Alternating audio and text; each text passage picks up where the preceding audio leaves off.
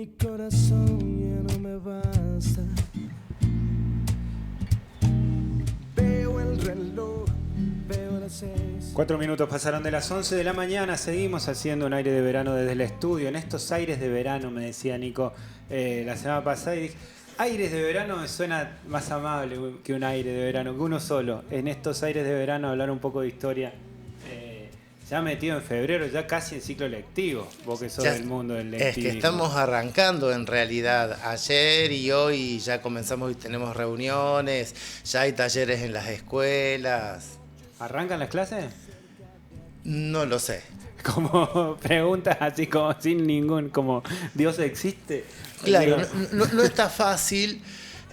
Y concretamente nuestro acuerdo salarial cubría hasta el sueldo de enero, ¿no es cierto? Entonces ahora hay que sentarse a rediscutir.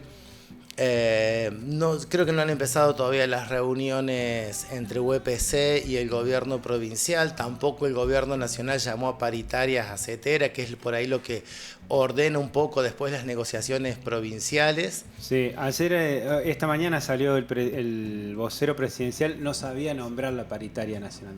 ¿Cómo es? Esa paritaria, no va a haber. No. Y el otro incentivo, no, tampoco. No, tampoco, bueno. Y no sabía qué era, no sabía nombrarlo, muy fuerte. Sí, totalmente. No, y complicado sobre todo para nosotros los docentes, que es de lo que comemos. Exacto. Entonces, sobre que nos ha golpeado el aumento de los precios de inflación, sobre que tampoco se cumplió el acuerdo con la provincia en los márgenes que tenía que dar los aumentos, y además nos sumó descuentos en el sueldo, porque aumentó los aportes jubilatorios y no me acuerdo qué otro ítem metió, hubo ahí unos puntos que eso sí te actualizaron. Eso sí, los descuentos los actualizaron, los aumentos no. Y encima no vamos a cobrar el incentivo, que es algo que está ya desde la época de la Rúa, como una forma de nivelar los salarios docentes a nivel nacional. Ese es el sentido del incentivo. Claro. Ordenarlos.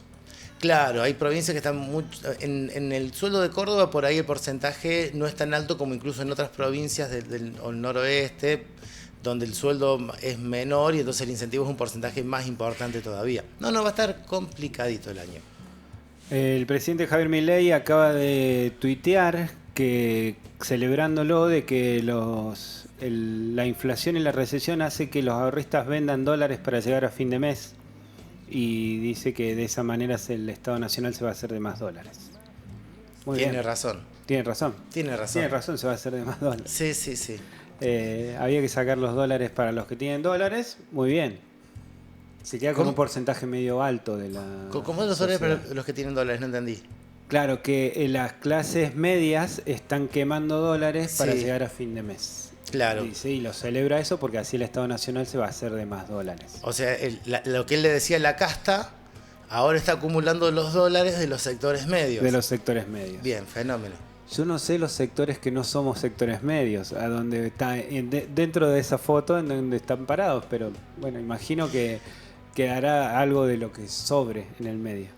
Sí, encima cada vez sobra menos.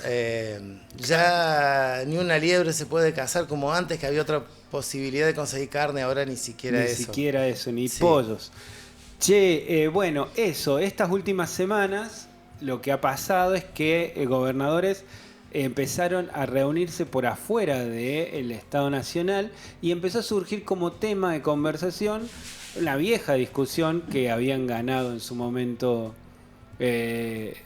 Urquiza y todo ese mundillo en torno al unitarismo y el federalismo, que le dio forma al país, de cómo la Confederación como el puerto se incorpora a la Confederación.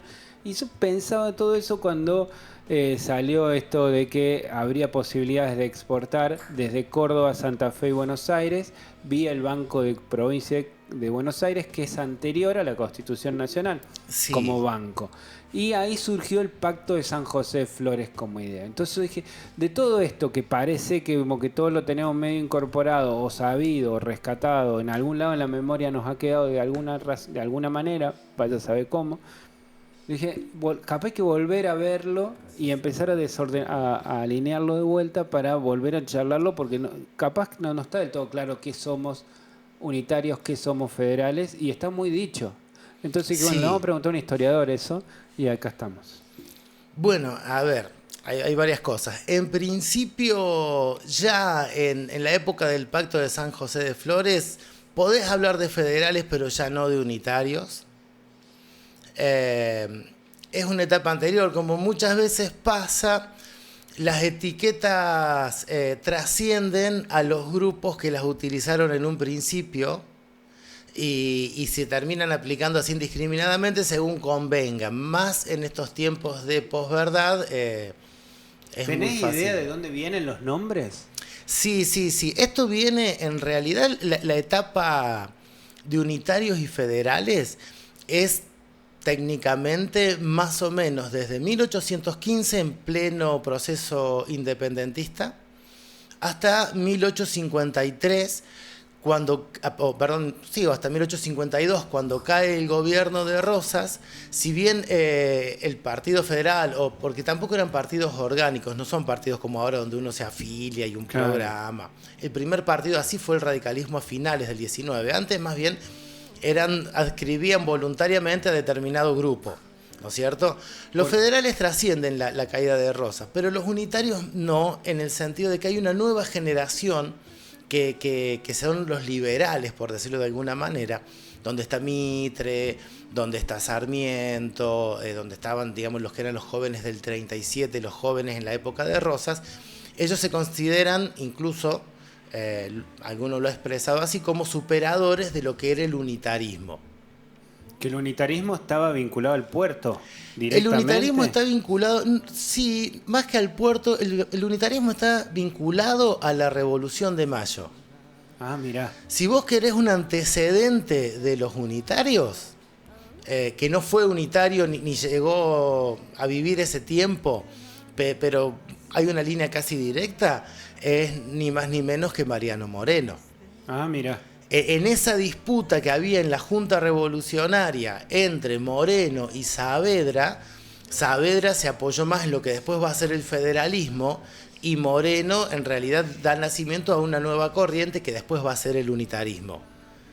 Ah, por eso también se hace buena fama. Digo, porque Saavedra no tenía tan buena fama. Saavedra no tenía tan buena fama, pero Saavedra es el que busca apoyarse en los gobiernos de las ciudades de lo que ahora es el interior, en ese momento también, digamos, el interior, o sea, lo que no era la capital del virreinato, y ese apoyo es el que lo desplaza a Moreno del gobierno. La idea inicial de los unitarios, política, viene de la época de la Revolución Francesa. La revolución impone desde el gobierno central a los gobiernos provinciales. Entonces, lo que pensaban en ese momento, ese grupo, al que después, digamos, van a ir pasando por esas filas, el mismo Belgrano, no el Partido Unitario todavía, ¿no es cierto? Pero sí respondiendo al gobierno central, Belgrano, Pueyrredón, Lavalle, Araoz de la Madrid. Hay varios nombres que después podemos detallar porque no son lo mismo, ¿no es cierto? Pero están en el mismo grupo. La idea de los unitarios es que el interior de los territorios están los estancieros conservadores, si bien no son necesariamente pro-españoles porque tienen ideas independentistas por una cuestión de su propia conveniencia económica, sí son conservadores de la sociedad colonial. De hecho, a Rosas se le llamaba el restaurador. ¿Lo habrás escuchado a eso? Sí. ¿El restaurador de qué? ¿Te lo ¿El preguntaste? restaurador de qué no? De las leyes. ¿De qué leyes? ¿De qué leyes? De las leyes de la colonia. Todo ese grupo ve a la Revolución de Mayo con la idea de igualdad, de libertad, con las ideas de la Revolución Francesa como disruptivo en una sociedad organizada ya por los españoles según el color de piel.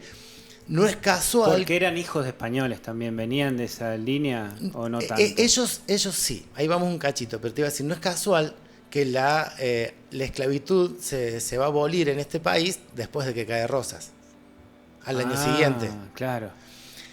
Acá, en el momento de la revolución, los dos grupos los podemos identificar como los descendientes de los viejos conquistadores españoles que venían de 200, 300 años en estas regiones manejando los medios de producción, estancias, minas, haciendas, acá en este Un poco país. lo que vos contás siempre de los otros dueños estancieros de las grandes estancias. Exactamente. Mientras que los que van a ser los unitarios y revolucionarios están más asociados a las reformas borbónicas que va a ser la corona borbónica, la corona española, bajo la dinastía de los Borbones. En el siglo XVIII, unos años antes de la independencia, van a llevar adelante una serie de reformas y se crea el Virreinato del Río de la Plata en 1776. Y se abre a la llegada de nuevas familias europeas mucho más ligadas al comercio que a la producción como eran las familias tradicionales. De ahí vienen los Dorrego, de ahí vienen los Belgrano, de ahí vienen los Castelli. Y son familias que vienen con las bibliotecas liberales europeas del momento, Montesquieu, Mientras estaba la Rousseau. Revolución Francesa ahí.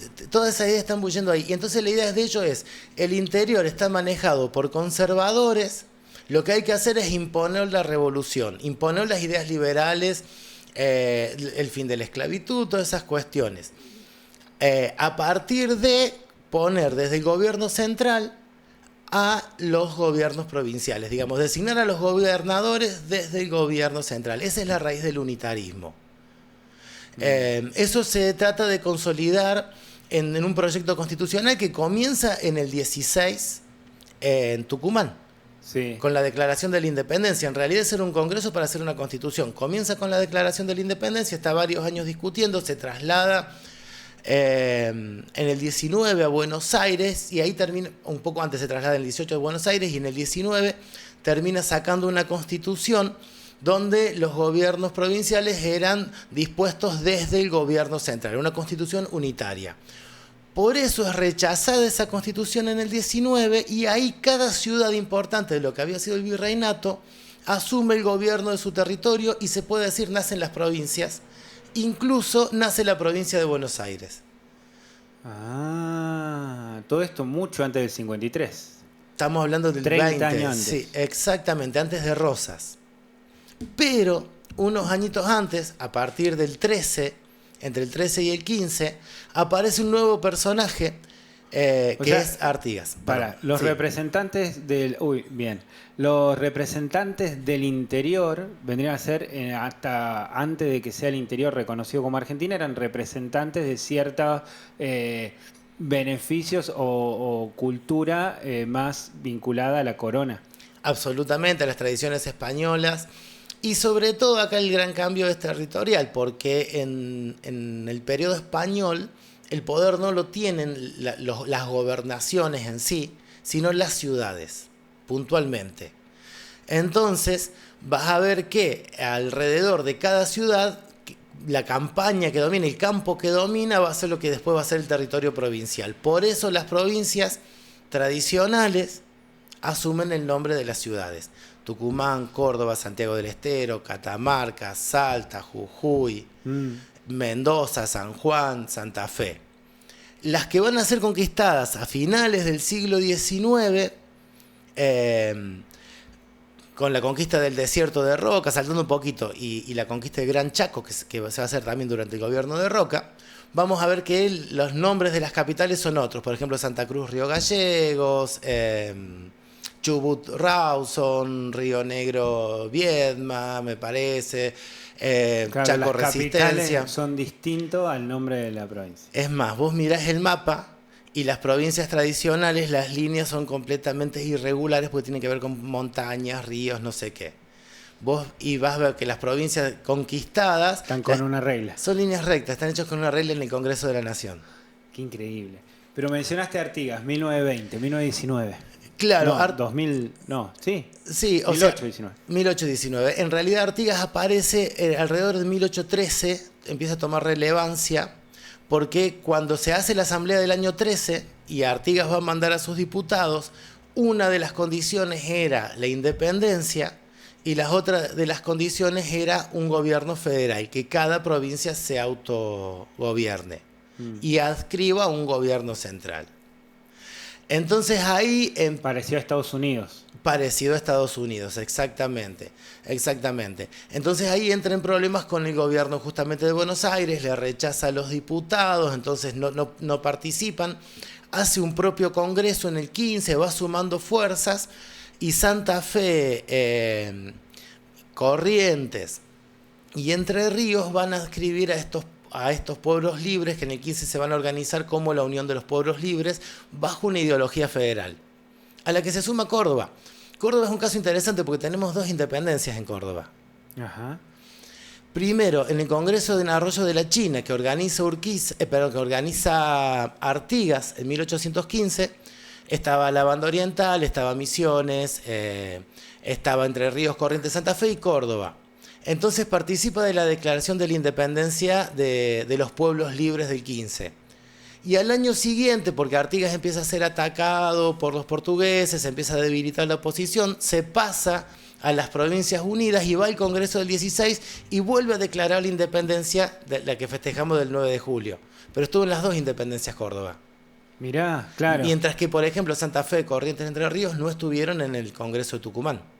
En la defensa en contra de la postura de Artigas, de un gobierno federal, ¿ahí empieza a cambiar un poco el marco teórico de los dos o no? Sí. Porque hay una defensa del comercio y del control del comercio exterior. Hay una defensa... De la figura del unitarismo, del puerto. Claro. Por eso también es medio un mito. No. No es un mito, pero en realidad, en ese sentido había muchos pueblos del interior, sobre todo, los que no tenían salida directa al mar. Vos acá vas a ver que el unitarismo se va a dar sobre todo en las provincias del interior, mientras que el interior en aquel momento era la parte de Cuyo y el Tucumán, lo que es el noroeste argentino, ¿no es cierto? Acá vamos a vamos a ver líderes federales, pero también unitarios fuertes, porque la única salida que tenían para su producción o para frenar la entrada de producciones que le competían era el puerto de Buenos Aires. Claro. Mientras que para los federales de Montevideo, de Santa Fe, de Corrientes, por el Paraná o por el Río de la Plata, tenían acceso directo. Sí. Para ellos el puerto de Buenos Aires era una competencia. Entonces la idea del interior era controlar Buenos Aires y el puerto de Buenos Aires para sus exportaciones, mientras que los otros querían hacer las cuestiones por su cuenta. Ganarle, competir. Ah, mirá vos. ¿Y Córdoba cómo jugaba ahí? Y Córdoba como... Pues no tiene salida al mar, pero al mismo tiempo... ¿Cómo? Vamos. Y a ver, Córdoba va y viene, porque acá hay otras cuestiones también. El tema que por ahí podemos tratar de poner en disputa al principio, justamente en la década del 10 y al principio de la década del 20, es quién domina a quién. Claro. ¿Las provincias dominan al puerto, entonces lo usan en su beneficio, o el puerto domina a las provincias y las usa en su beneficio? Buenos Aires era muy fuerte. De hecho, justamente antes del Pacto de San José de Flores, cuando vencen a Rosas y se organiza el país de un modo federal, Buenos Aires no participa de esa constitución y se constituye como un estado aparte. Entre 1852 y 1862 estaba la Confederación Argentina y el Estado de Buenos Aires. Pero el 80% de las importaciones de la Confederación Argentina pasaban por Buenos Aires. Claro. Entonces, por la provincia de Buenos Aires. Claro, en aquel momento no estaba federalizada la ciudad. La ciudad era la capital de la provincia. Ah, bien, todavía. Y ahí tenés también otra disputa entre los comerciantes de la ciudad y los terratenientes de la provincia. Ahí aparece justamente Rosas y su pelea con los unitarios. Que no eran los mismos. No eran los mismos en ese momento. ¿Qué va a pasar también? Todavía en 1810 no podemos hablar de una oligarquía. Vemos estos sectores descendientes o hijos de los comerciantes, los hijos de los conquistadores tradicionales, más los que se sumaban. En 20, 30 años se empiezan a casar entre sí, empiezan a conformar alianzas comerciales, productivas, económicas, y para 1850 ya tenés una oligarquía más o menos consolidada con intereses más o menos comunes. Por eso ahí tenemos esta generación y del comercio juntos. Exactamente, ahí viene esta generación de liberales, ¿no es cierto?, que se consideran superadores de esta disputa entre unitarios y federales. Claro. la nueva vanguardia. Exactamente. Que ahí aparece Mitre, aparece Sarmiento, Avellaneda. Y Avellaneda, claro, los ordenadores del país en ese momento. Estaba también Vélez Sarsfield, perdón, Damasio Vélez, estaba... O sea, es una discusión o un debate que evolucionó, no es un debate que quedó trunco. No es un debate que queda trunco, de hecho, el federalismo rosista en realidad protegía sobre todo los intereses de la provincia de Buenos Aires. Eso le permitía recaudar con la aduana de Buenos Aires sin tener que repartir, sin coparticipación, como después se impone a partir de la Constitución. Del 53. No estoy seguro si la del 53 o la del 62, digamos, o la siguiente, O la siguiente. que es la que acepta Buenos Aires. Ya con Rosa. Ya con Rosa el en exilio. Inglaterra, exactamente. Qué increíble, claro. O sea, ese debate o esa evolucionó en los Mitre de la vida, en los Sarmiento de la vida. Claro, porque parece que vos tenés también otro debate que nosotros ahora En estamos Recoleta, dejando de digo. lado. Claro, pero tenés otro debate también que estamos dejando de lado, que es el debate económico. Sí. Eh, ¿A dónde se produce la riqueza? y cuál es el modelo que se va a implementar. En un primer momento, esta línea unitaria de Belgrano, de Moreno de los Revolucionarios, tenía una idea más productivista, no te digo industrialista porque todavía no estaba claro lo que era la industrialización. Recién hacía 10, 12 años que en Inglaterra estaban inventando las primeras máquinas, Claro. o sea, pero sí de producción agrícola, San Martín también, de la cuestión de las chacras. San Martín es uno, y después Sarmiento, uno de los principales responsables de todo lo que es la cuestión de acequias y canales en San Juan y Mendoza para la producción vitivinícola. Ese tipo de producción ellos... El agregado de valor a la materia prima como idea. por lo menos. Exactamente, exactamente. Mientras que por el lado de los federales más tradicionales de Buenos Aires eran ganaderos básicamente, ni siquiera agricultores. Embolsar, matar la vaca y venderlas. Y venderla exactamente, y la alianza directa con los ingleses. Que eran los dueños de los frigoríficos. No todavía, no había frigorífico en ese momento. Ah, claro, no había. Claro, ahí hay otra cuestión también. Los ingleses en ese momento lo que más compraban era cuero, la cerda de los animales, el pelo, el cebo, para los productos industriales que hacían. Pero después de la caída de Napoleón en 1815 en Europa, se le vuelve a abrir el mercado de materias primas europeo. Entonces acá en América en general, lo que había sido en la década revolucionaria, digamos, un mercado importante, el de los ingleses, en la década del 20, del 30 decae. Y justamente lo que se va a sostener y va a ser el primer ciclo de auge económico va a ser el saladero. No sé si habrás escuchado del saladero en la época de Rosas. El poder de Rosas estaba en la carne salada. Exacto, en el charqui. En el charqui. Pero el charqui no se lo vendían a los gauchos. Se lo mandaban afuera. Lo mandaban afuera, a los países que no habían abolido la esclavitud. A Brasil sobre todo y a Cuba también. Era el alimento de los esclavos. Después el resto de las producciones no las va a requerir tanto Inglaterra porque las va a tener a mano en Europa, hasta que en 1850 comienza el continente, Francia, Alemania, un poquito Rusia, un poquito el norte de Italia, a industrializarse. Entonces también demandan materias primas y primero aprovechan sus propias materias primas. Entonces Inglaterra sale a buscar y viene un nuevo modelo económico que estaba esbozado anteriormente por Adam Smith, pero que lo va a perfeccionar David Ricardo en la segunda mitad del 19, que es la División Internacional del Trabajo. Ahí es cuando te dicen, en forma teórica, lo que le conviene a cada país es producir lo que más barato le salga y comprar aquello que le salga caro. Acá se empieza a hablar en ese momento de la coyuntura inversa. Teníamos en las Pampas muchas tierras y poca gente, se considera de que había poca mano de obra, entonces industrializar hubiera salido muy caro porque había que pagar sueldos muy altos porque había poca gente para que trabajara, mientras que salía barato criar vacas. Inglaterra no tenía grandes espacios, estaba superpoblada la isla ya desde hacía unos 200 años atrás, hacinados en las ciudades, entonces la mano de obra le era muy muy barata. Claro. Entonces decía, hay coyuntura inversa. Inglaterra no puede criar vacas, pero tiene mano de obra barata para hacer industria. Nosotros no podemos hacer industria porque no tenemos plata para la mano de obra, pero tenemos las vacas. El tema es que la materia prima tiene un valor agregado muchísimo menor al de los productos industrializados y bueno, así estamos. ¿Esa ¿Cómo habrá sido estamos? la lectura del mundo que hizo esa generación del 80? Exactamente. Para la generación del Que 80 eso ya estaba convoca masticado. inmigración y en vez de venirle ingleses hacinados en Londres, vinieron gente escapando de la guerra. Sí, no solamente escapando de la guerra, pero sí. A ver, la generación del 80 ya esto lo tiene cocinado. Ya escribió Ricardo, ya escribió Sarmiento, ya escribieron varios, entonces Se empezaron a hacer abogados. ellos aplican. Claro, no, pero aparte aplican eso, o sea, ellos están seguros de esa idea. Ahora, vos fíjate también, más que escapando de la guerra, ¿cuál es el problema?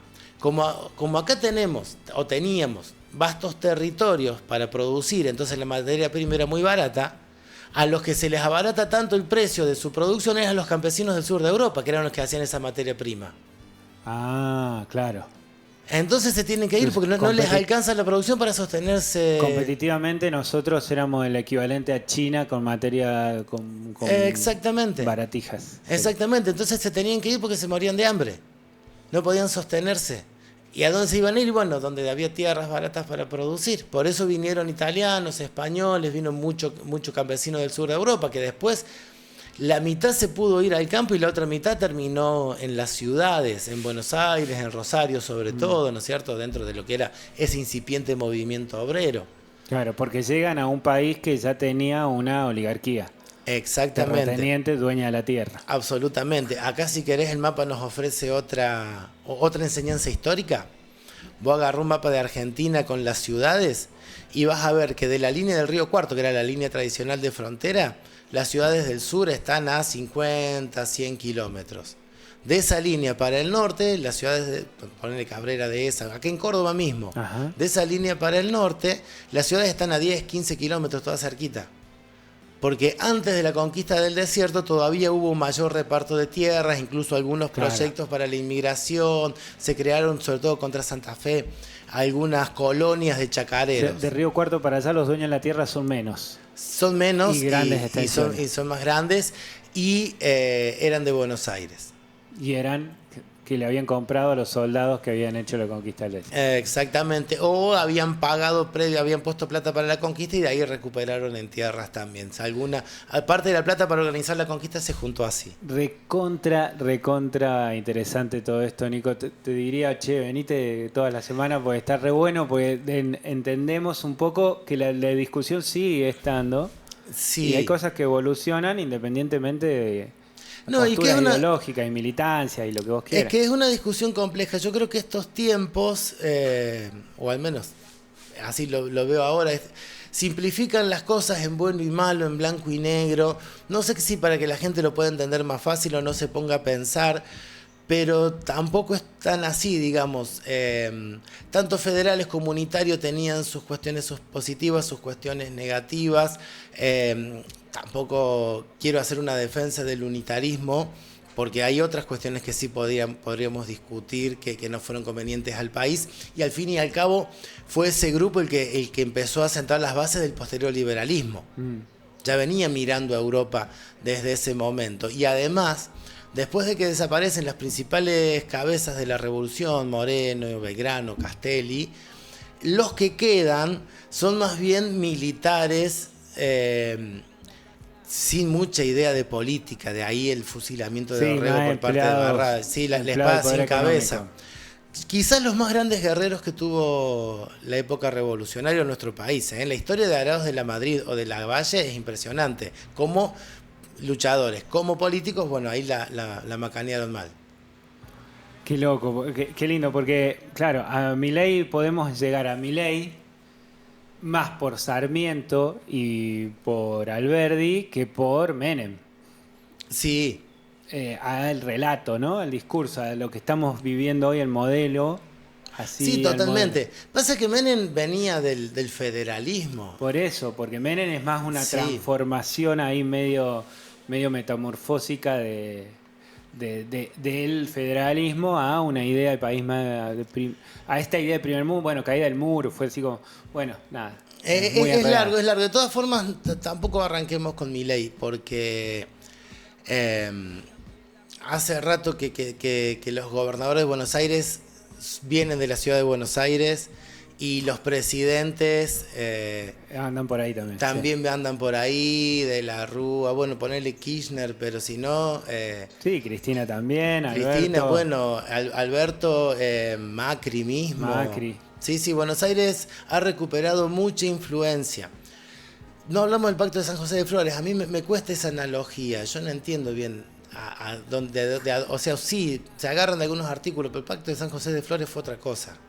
¿No fue el acuerdo en donde la provincia se incorpora Sí. y eso es, bueno, lo que hacían era lo que traían al Pacto de San José de Flores como el momento que justificaba poder exportar sin la idea de un Estado nacional. Claro, bueno, es anterior, pero ya el Estado Nacional estaba. En realidad lo que hace el Pacto de San José de Flores es, básicamente, Buenos Aires va a revisar la Constitución Nacional, va a proponer reformas, la Confederación va a ver estas reformas y si las aprueba, Buenos Aires se une. Mientras tanto, la Confederación puede utilizar sin pagar derechos de aduanas el puerto de la provincia de Buenos Aires. Es esa partecita, me parece, donde se agarran.